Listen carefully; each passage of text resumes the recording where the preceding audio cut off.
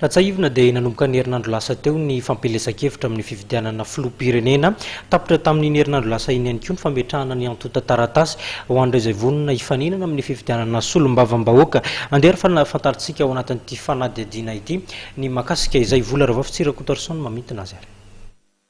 Raha ho an'ny fifidianana filoha-pirenena dia mbola mijanona tamin'ny fitarainana momba ny firotsahana no voalain'ny CES araka nambaran'ny filohan'ny CES Andriamatora Koza François. Tsy mbola misy kosa taorian'ny fifanarahan'ny fametrahana ny antontaratasy firotsahana ho solombavabahoaka 13 septambra lasa teo ny fitarainana voarain'ity androm-panjakana ity. Ny fitarainana momba ny candidature iny moa efa voaraina sy afivoatsara. Fa momba ny candidature législative moa dia any amin'ny sénite le izy. Ka rehefa misy tsy afapo amin'ny fanapahan-kevitra atao sénite, izay zany izy vao mampiakatra any aminay zany. Hatramin'izao zany mbola tsy nisy fampiakarana tonga any amin'ny CES.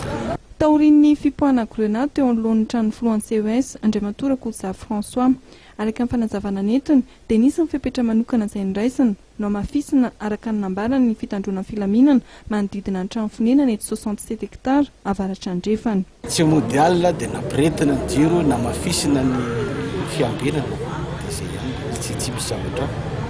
Araka izany dia no amafisina ny fiambenana ny trano fonenana filohan'ny CES taorian'ny fipoahana grenade teo anoloan'ny tranon'Andriamatora Koza François filohan'ny CES.